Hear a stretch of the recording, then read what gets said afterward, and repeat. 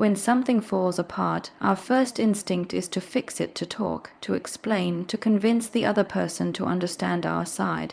But that instinct, though human, often comes from fear, the fear of losing control, the fear of not being chosen, the fear that maybe we weren't enough. And in that fear, we start to chase validation instead of truth. The more we try to convince her, the more we push her further away, because the energy of persuasion is never attractive. It's the energy of uncertainty. She doesn't feel your words, she feels your energy, and when that energy says asterisk, please choose me, asterisk, it unconsciously signals that you haven't chosen yourself yet. This is where you need to shift, stop trying to make her see your worth and start embodying it. The moment you stop explaining yourself, you begin to reclaim your power. You don't need to prove that you cared, that you were loyal, or that you were misunderstood. Those who are truly aligned with your energy will recognize it without you saying a word. What really pulls someone back is not your attempt to fix the past, but your ability to rise above it. You have to understand, attraction doesn't return because of guilt or persuasion. It returns because of evolution. When you stop trying to convince her, you redirect that energy inward into rebuilding your self-respect, your focus, your discipline, your peace. That's when she begins to feel something she hasn't felt in a long time, your absence. Not as silence, but as strength. That calmness, that self-possession, is magnetic. When you no longer need to be understood to feel validated, you step into real power. So, don't chase closure, become it. Don't seek reassurance, embody it. Because the moment you stop convincing her and start reclaiming yourself, that's when she truly begins to see what she walked away from. When you withdraw your energy, do it with dignity, not as a strategy to manipulate, but as a reflection of self-respect. Most people disconnect in anger, hoping the other person notices the absence, but true detachment isn't loud, it's quiet. It's the kind of withdrawal that comes from clarity, not ego. You're not pulling back to make her chase. You're pulling back because you've finally understood that your peace is not something to be negotiated.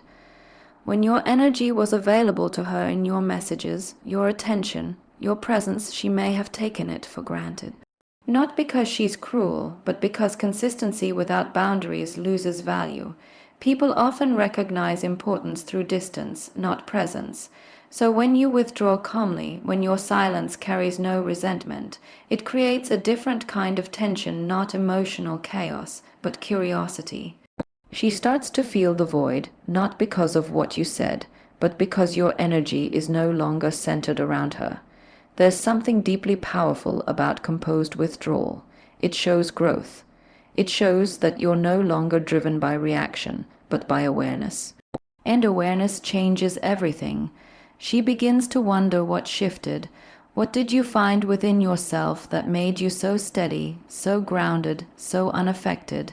That question alone is enough to reignite her attention, not because you demanded it, but because you earned it through restraint.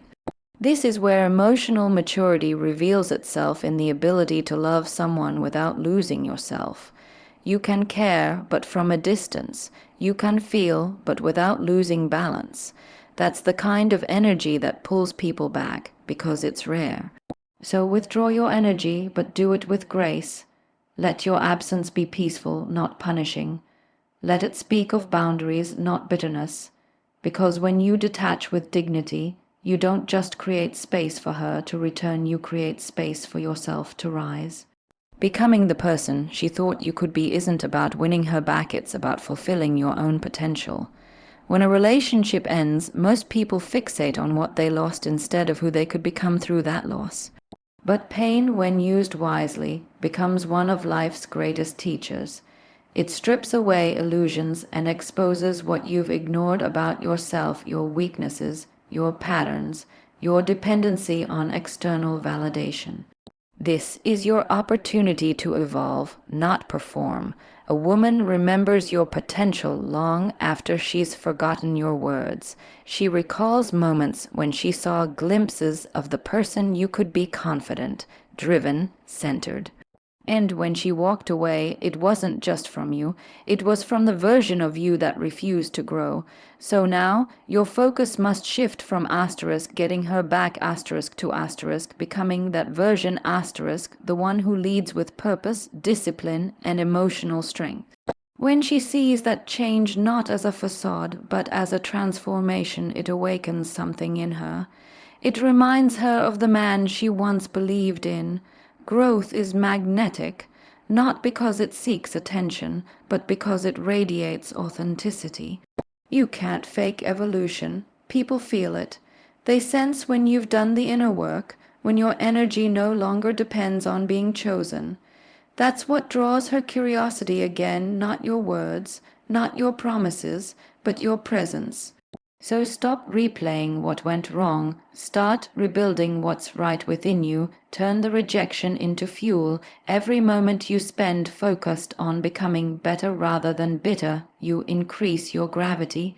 The more grounded you become in self-mastery, the more she feels your transformation not through what you say, but through who you've become. Because in the end, she won't come back to the man who lost her. She'll come back to the man who found himself. Emotional control is not about suppressing how you feel. It's about mastering how you express it. The reason most people lose power after a breakup is because they hand over their emotions to the other person.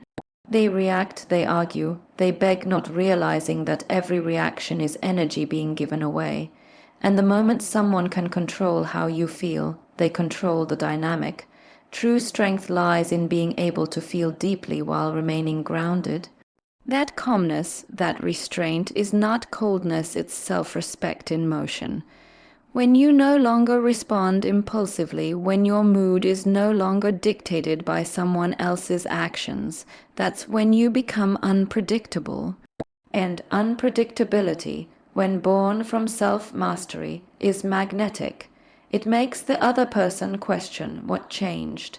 She's used to seeing you emotional, maybe even desperate, but now you're composed, peaceful, detached, and yet fully present. That shift in energy is powerful because it shows that you're no longer seeking control externally. You've reclaimed it internally. Emotional control also means not letting your desire for her dictate your behavior. You can miss her and still maintain your standards. You can love her and still choose silence. That's what maturity looks like, the ability to act from intention, not reaction. It's a quiet kind of power that doesn't need to prove itself.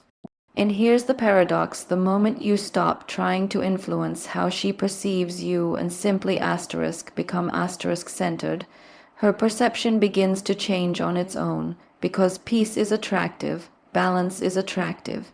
A person who doesn't need to be chosen, but chooses themselves every day, becomes irresistible.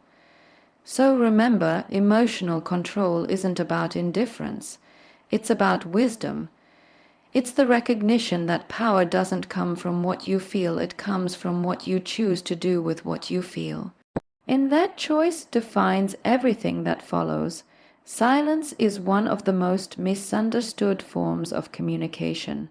Most people use silence as punishment, as a way to make the other person feel what they felt. But real silence, the kind that transforms everything, isn't rooted in bitterness.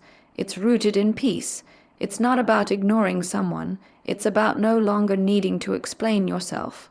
It's the moment when your energy begins to speak louder than your words ever could.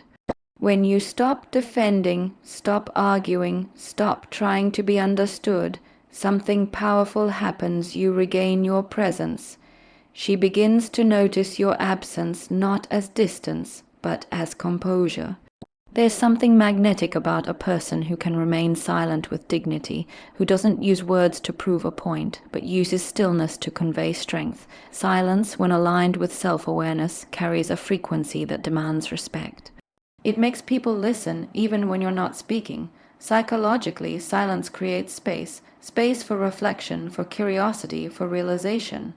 When you no longer fill every moment with explanations or emotional outbursts, she has no choice but to face the quiet. And in that quiet, she begins to remember. She replays moments, rethinks decisions, and starts to question her own part in the story. Not because you forced her to, but because you allowed space for truth to echo. But remember, silence is not withdrawal, it's presence without noise. It's being grounded enough to say, I don't need to prove my worth, it's already evident. That kind of energy cannot be ignored. It's rare, it's powerful, it's unforgettable, so don't fill the silence with words trying to fix what's already been spoken. Let your silence speak for you, because when your peace becomes louder than your pain, she will feel it, and that feeling will say everything you no longer need to. Detachment is not indifference, it's freedom.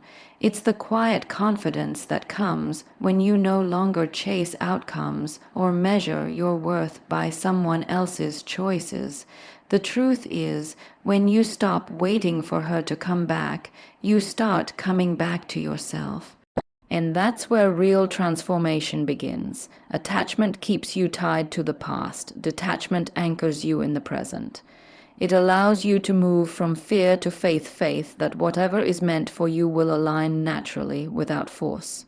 When you detach, you release the illusion of control. You stop trying to manipulate timing or emotion, and you begin to trust the process of becoming. That shift in energy is what changes everything. She feels it, because suddenly your focus isn't on her, it's on your growth, your purpose, your peace.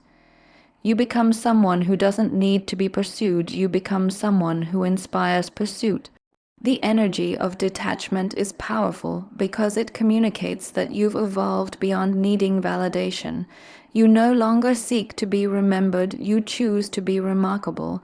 It's not about forgetting her, it's about remembering yourself. When you detach from the outcome, you stop living in reaction and start living with intention. You redirect all that emotional energy toward building a life so fulfilling, so aligned, that her presence becomes an addition, not a necessity. Ironically, that's what reignites attraction, because nothing is more magnetic than a person who has mastered the art of peace within uncertainty. So let go not to lose her, but to find yourself. Let your evolution become your statement. Because she may come back or she may not, but either way you will rise, and that rise, that calm, unshakable wholeness is what makes you unforgettable. In the end, detachment isn't the end of love, it's the beginning of self-mastery.